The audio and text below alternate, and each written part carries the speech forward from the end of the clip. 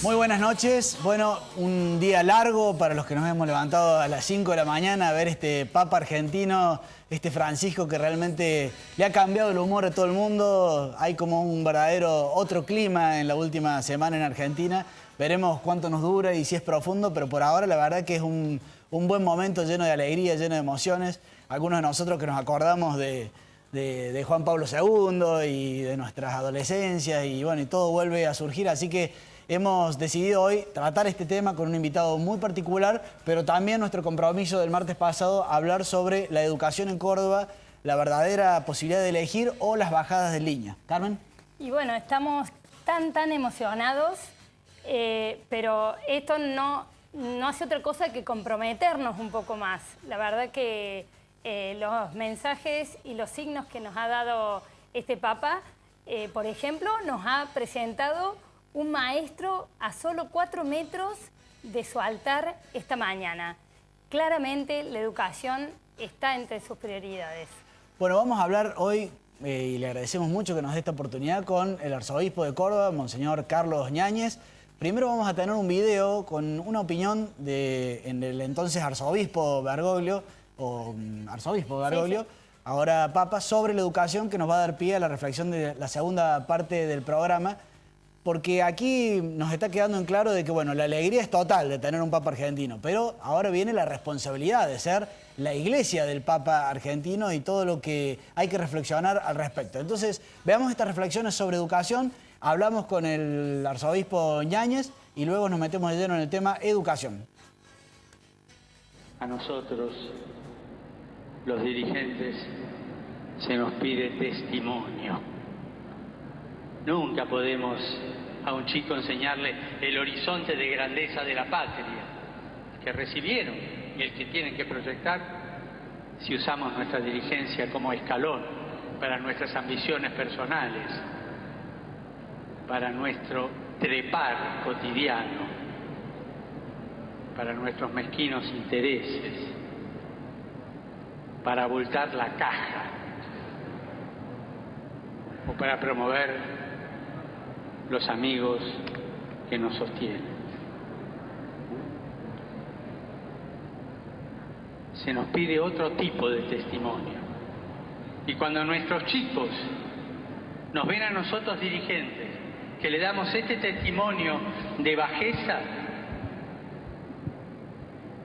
no se animan a soñar, no se animan a crecer.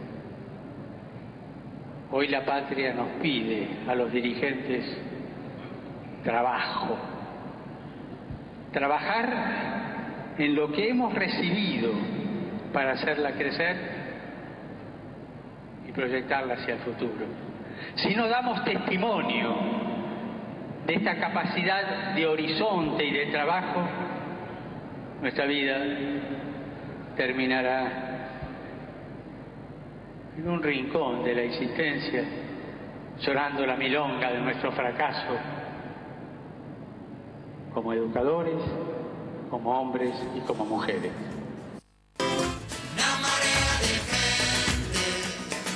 Acá estamos con nuestro invitado, el arzobispo Carlos José Ñáñez. Buenas noches. Muy buenas noches a ustedes, Carmen, Sebastián y a toda la teleaudiencia. Bueno, ¿cómo ve usted esto de este Papa argentino, este Francisco, para la Iglesia del mundo? ¿Qué va a significar, digamos? Una primera reflexión. Yo creo que es un gran signo de esperanza y me parece que el mundo lo está leyendo en esta perspectiva. Me parece que está trayendo un aire nuevo y que nos va a hacer bien a todos. Yo señalaría un punto que me parece importante y es que se ha desplazado de alguna manera el centro de atención. Desde Europa ha pasado hacia el sur, hacia América Latina, en donde está la mayoría de la feligresía católica. Esto me parece que también es interesante para ser leído. Parece que es lindo esto de que el colegio cardenalicio, en su mayoría europeo, ha elegido un hombre que no es europeo, que es de nuestras tierras, de Latinoamérica. Claro, porque los argentinos tendemos a argentinizar todo mucho, pero en realidad este es lo que está diciendo usted y han remarcado algunos, esta es una oportunidad para todo nuestro continente tan joven y a veces tan que nosotros nos tenemos como medio mediocres entre los otros continentes y sin embargo en este caso podemos dar un verdadero testimonio, digamos. Yo creo que sí, y una de las cosas importantes para la Argentina es situarse en Latinoamérica.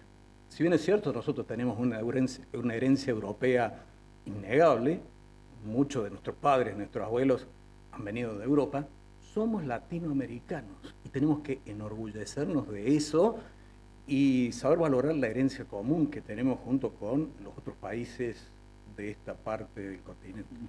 Y por ejemplo, ¿cuáles son las cualidades que usted conoce, que imagina que van a ser estratégicamente utilizadas por el nuevo Papa Francisco? Sus cualidades personales. Yo creo que en primer lugar, su sencillez. Es un hombre sencillo, lo ha demostrado prácticamente desde el comienzo y ha habido una serie de gestos que van en esa línea. La misma celebración de hoy, cuando ha comenzado oficialmente su ministerio, ha sido un ejemplo de solemnidad, pero al mismo tiempo de sobriedad, de sencillez. Esto a mí me parece sumamente destacable, ¿no? También hay una cualidad muy destacable en él, su cercanía, su calidez. Es un hombre que da espacio a la misericordia y a la ternura. Hoy, en su homilía, ha hablado mucho acerca de esto y me parece que es algo buenísimo para el mundo y para nosotros en la Argentina. Claramente, a mí me pasaba hoy cuando lo escuchaba que uno dice, en realidad fríamente uno dice, esto ya lo escuché, pero en la boca de Francisco hoy sonaba como una voz muy cercana, un amigo. Pero si le parece lo quiero llevar, obispo, ahora somos la iglesia del Papa, digamos, la iglesia argentina va a estar allí en el tapete, digamos. Seguramente todos deberemos empezar a pensar qué tenemos que revisar, qué tenemos que ordenar, qué puertas tenemos que abrir y cuáles cerrar, digamos, qué tenemos que hacer para que esta iglesia se prepare para ser la iglesia de donde surgió el Papa, digamos. Bueno, yo creo que sacar lo mejor de nuestros corazones y de nuestras comunidades. Se suele decir que en nuestro país, en nuestra sociedad, hay reservas valiosas. Yo creo que es así, pero muchas veces están cubiertas por toda una capa de otras cosas que son también fragilidades nuestras. Entonces, dejar de lado esa fragilidad y sacar lo mejor de nuestro corazón. ¿Qué cosas? Una profunda fe, que ahora está como adormecida y como golpeada por circunstancias difíciles, pero está en el corazón de los argentinos. No tener miedo de reconocer su propia condición de creyentes y mostrarla con sencillez. Una actitud de solidaridad que en algunas circunstancias se muestra de manera impactante, pero como actitud permanente, que nos debe superar individualismo de donde cada uno hace la suya, donde cada uno nos arreglamos y el bien común sufre y pagamos las consecuencias todos de un individualismo egoísta. Pero en el corazón está la raíz de la fe y está el valor de la solidaridad. Y bueno, el camino, la fe y la caridad, que son las virtudes más importantes, junto a la esperanza, que es lo que, bueno, el Papa está alentando en estos días. Me parece que vamos a sentir como con cierta legitimidad el orgullo de ser católicos. Ojalá que sí, pero... En público me refiero. Sí. Yo diría confesar sin miedo nuestra condición de creyente. Sin miedo, pero al mismo tiempo con profunda humildad. No por ser creyente yo soy mejor. Tengo que esforzarme por estar a la altura de aquello que profeso. Me gusta porque hizo usted volvió a decir el término creyente, y me parece que algo de esa óptica es la de Francisco. se ha dicho que es un pastor muy abierto a lo ecuménico, ¿verdad? Sí, y me parece a mí que otra de las características del Papa Francisco es que es un hombre de una profunda espiritualidad, centrada en Jesucristo, como verdadero discípulo suyo, pero abierto y respetuoso a las creencias de los demás. Y ha tenido ejemplos en la Argentina de un diálogo ecuménico, es decir, con otros cristianos no católicos, que ha sido muy respetuoso y muy apreciado. Pero también ha tenido un diálogo fluido, amistoso, cordial, con la comunidad judía, con dirigentes de esa comunidad, con rabinos, y ha tenido también un diálogo fluido con el mundo musulmán. Entonces, es también una esperanza en un mundo multicultural y plural en lo religioso. Y bueno, el gesto en la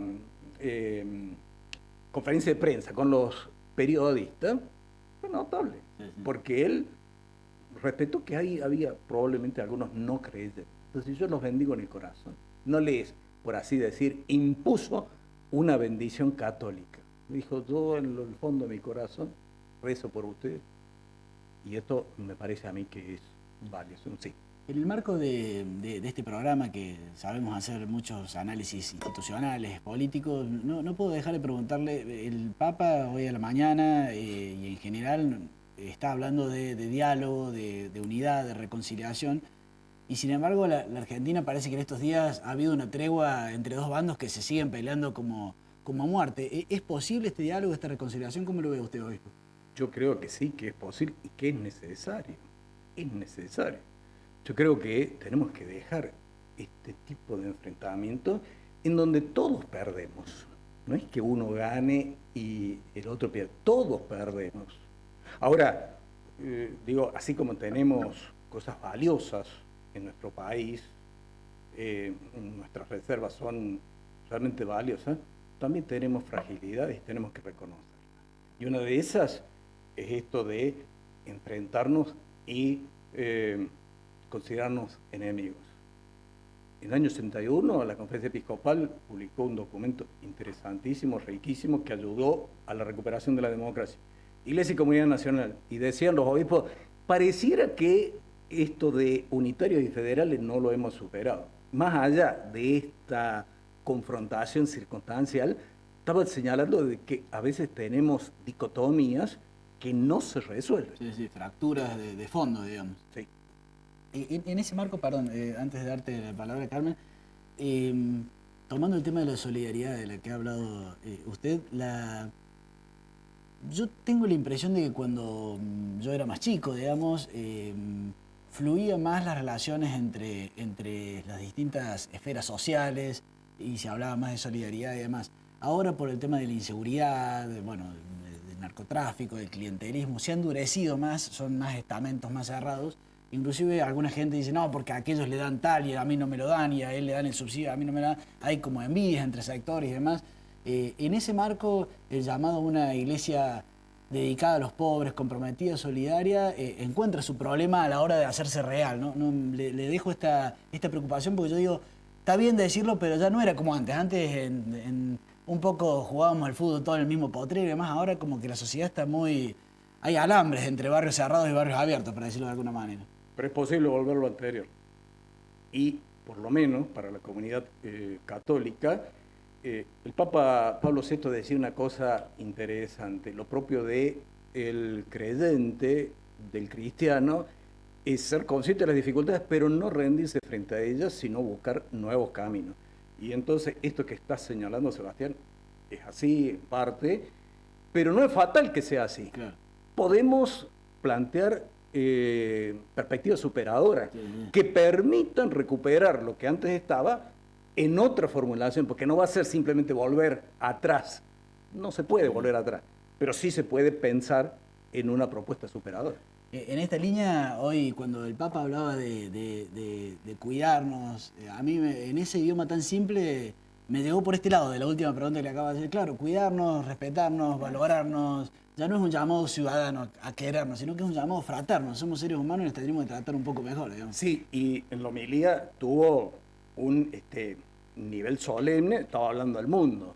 Pero antes, como eso de las 3:30, Sí. habló a Buenos Aires, a sus conciudadanos. Y yo no resisto la tentación de leer un párrafo. Dice, les quiero pedir un favor, caminemos todos juntos, cuidémonos los unos a los otros, cuídense entre ustedes, no se hagan daño, cuídense, cuiden la vida, cuiden la familia, cuiden la naturaleza, cuiden los niños, cuiden a los viejos, que no haya odio, que no haya pelea. Dejen de lado la envidia y no le saquen el cuero a nadie. Dialoguen, vayan creciendo en el corazón y acérquense a Dios.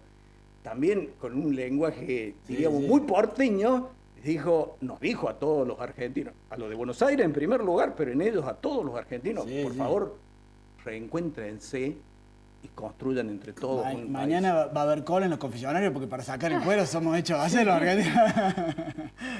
Qué dirigente que nos ha dado Jesús. Bueno, muchas gracias por habernos visitado aquí en Civilitas. Bueno, ha sido un gusto. Gracias. Muy buenas noches. Bueno, tenemos que continuar con el programa, con esta reflexión. Le da marco, no es que nos saltamos un tema ajeno, sino un tema muy cercano a lo que estamos hablando. Es el tema de la educación. En los diferentes programas de Civilitas hemos ido hablando de valores en los que creemos, que las soluciones vienen de abajo hacia arriba, fue el primer programa, que para eso tenemos que ser transparentes, hablamos de la lucha contra la corrupción. Y hoy otro nuevo valor. El cambio, vos lo sabés, usted lo sabe, nosotros lo queremos, viene por el lado de la educación. Y sin embargo, la educación tiene sus acechos, tiene gente que pretende manipularla, tiene gente que pretende bajar línea. Entonces, la dicotomía es del derecho a elegir, que debería ser como la base de la educación, a alguien que nos pretende bajar línea, cosa que tenemos que tratar de que no suceda. Si les parece, vamos a ver algunas imágenes más sobre lo que pasó hoy y después nos metemos de lleno en el tema de la educación en Córdoba.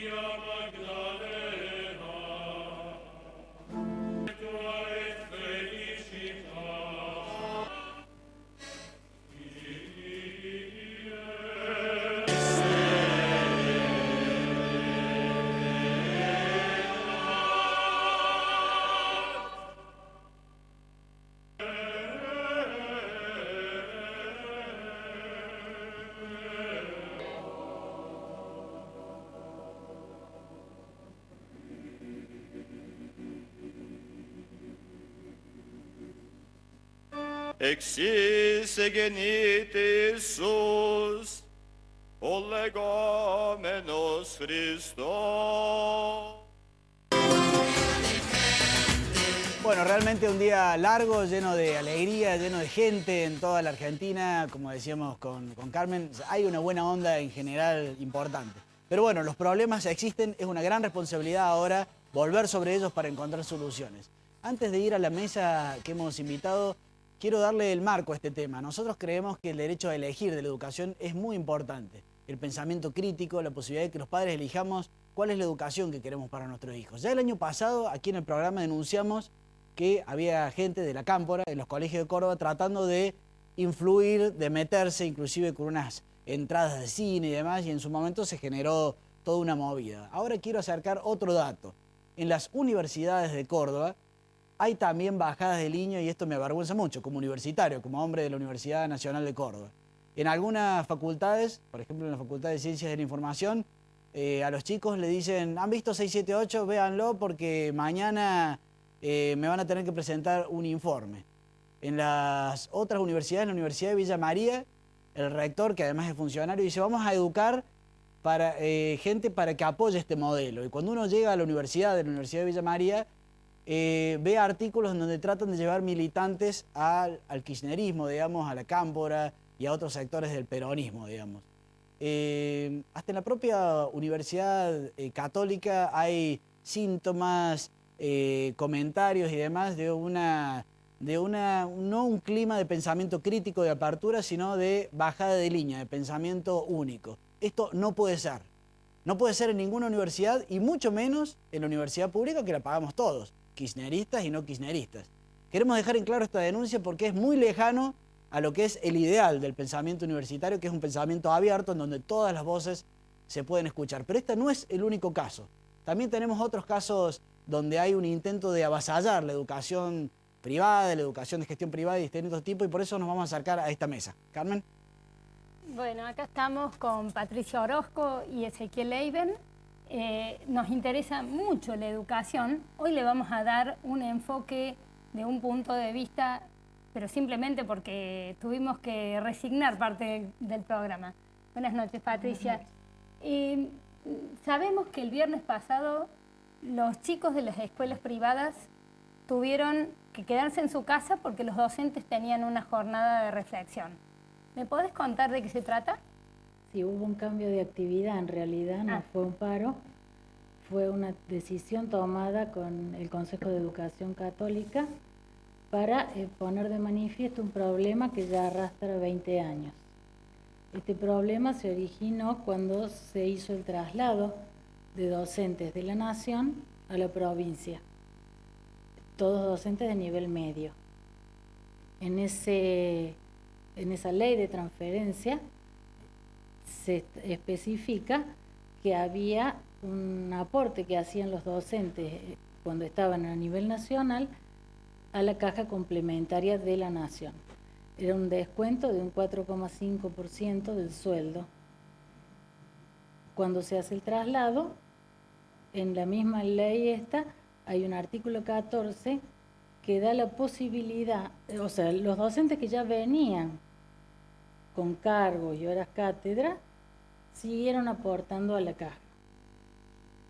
Aquellos docentes que se incorporaron después del traslado, o ya sea por cargo o por que incrementaron la cantidad de horas cátedra, tenían la opción de hacer ese aporte. Según la ley. Según la ley, la 8.253 en el artículo 14. Esta caja complementaria no respeta ese acuerdo y lo que se hace es que calculan una deuda a todos los colegios sobre la masa salarial completa de los docentes, los trasladados y los no trasladados. ¿Y cuánto es lo que reclaman? Aproximadamente. Cifras millonarias para los colegios que tienen las arcas media. Significaría el cierre de algunos colegios. Hay 80 colegios en Córdoba con embargo. O sea, para que la gente remarque lo que está diciendo, hay una cuestión formal, una deuda de una caja y demás. Ahora viene y dice, bueno, nos deben esto a los colegios de gestión privada y si no nos lo pagan, lo vamos a embargar o lo vamos a cerrar, por decirlo de alguna manera. Es una deuda que no existe. Es una deuda que ellos están... ¿Alguien ha ido pagando estos años? Sí, por los docentes trasladados y que todavía no se han jubilado, los colegios están pagando ese aporte porque era lo que correspondía. Por los docentes que sean nuevos, digamos, ¿no? A mí por lo menos me causa gracia que en este conflicto la patronal, que son los colegios, y los docentes están del mismo lado. Y quienes están del otro lado... Es el gremio. El gremio. Es el gremio que maneja la caja, además. El gremio que maneja la caja. O sea, estamos hablando de la caja del gremio, digamos, para decirlo. Los docentes, ¿por qué se niegan a este aporte? Primero, porque Córdoba ya tiene el 82% garantizado el día de su jubilación. Segundo, porque Córdoba aporta muchísimo, ya es un 18% lo que se le descuenta al docente. Sí. Agregamos el 4,5 y ya casi está en un cuarto de sueldo. Yo no quiero que lo diga ella por su función, pero yo sí lo puedo decir. ¿Se dan cuenta por qué estamos hablando de un marco de avasallamiento, de querer bajar línea, de querer ir a por la educación? Bueno, esto es, a través de una argucia legal, un ir por las escuelas de gestión privada. Pero quiero dejarle su tiempo también a Ezequiel, un estudiante universitario muy comprometido, muy valioso, muy inteligente además. Gracias por venir. Bueno, ¿vos cómo vivís esta circunstancia que acabamos de comentar de una educación y de una universidad bajando línea, digamos? Sí, bueno, yo creo que es un tema particularmente grave. Creo que la preparación del camino hacia una sociedad totalitaria va de la mano del Estado metiéndose en las aulas y manipulando los contenidos. En mi facultad específicamente se puede observar, digamos, en lo que son distintas cátedras, por tirar ejemplos significativos de temas relevantes hoy en día, de lo que es en economía, que hay una clara visión estatista keynesiana que se infunde y contraria, por ejemplo, a otras economías que defienden principios de mercado, que se los ve como un completo error y se les enseña a estos dogmas estatistas como un dogma de fe incuestionable, lo que es también en el derecho tributario, que todos sabemos que el kirchnerismo nos está ahogando, ahorcando a todos con impuestos, entonces esto ha legitimado incluso impuestos que son inconstitucionales a la defensa de esto, y también en materias que no son específicas de la carrera de abogacía, pero que se hacen a la formación general del estudiante, como filosofía, que es enseñar ese pensamiento relativista para vaciar de contenido la cabeza de los alumnos y enseñar, por ejemplo, que no hay absolutos. Ellos dicen, por ejemplo, todo es relativo, menos que tenemos que pagar impuestos y financiar el kirchnerismo, todo es relativo. Quiero comentar que una amiga cercana, también ingresante a la Universidad Nacional, le da el mail a la universidad y la universidad el día que muere Chávez le manda un mail con una verdadera apología de Chávez, un personaje que por lo menos es polémico, podría verse algunos matices, pero no, eso era una defensa inalienable, digamos, de todo lo que había hecho Chávez, que la verdad que a mí me violentó como egresado de la Universidad Nacional. Porque además, para hacer un contrafrente, no recibí hoy un mail, ni esa chica recibió un mail sobre la alegría de que llegue Francisco como Papa argentino. O sea, estamos hablando de verdaderas manipulaciones, pequeñas, indirectas, implícitas, pero que finalmente tratan de que todos seamos adictos al relato oficial. Ezequiel tiene una linda frase para terminar. Sí, bueno, yo defiendo lo que es un sistema de educación libre, digamos, que mantenga al Estado fuera de lo que son las aulas escolares y los padres puedan elegir, como bien dijeron ustedes en la introducción, la educación de sus hijos, sin que haya manipulación burocrática de lo que tiene que entrar o salir de la cabeza del estudiante. Y creo que esta frase del filósofo Spencer lo refleja muy bien, que dice que educar es formar personas aptas para gobernarse a sí mismos, no personas para ser gobernadas por otras. Y creo que eso refleja la contracara de lo que es el vamos por todo al que nos quieren acostumbrar. Bueno, el programa nos ha llevado puestos, pero por lo menos pudimos dejar muy atentos como padres a este tema que están mencionando, muy atentos también a esto de que a nuestros hijos universitarios les estén bajando línea. Si sos estudiante universitario, yo saldría con una remera mañana que diga, no me bajen línea, queremos pensar por nosotros mismos, peleemos esto, no bajemos los brazos, que no utilicen las universidades para hacer política.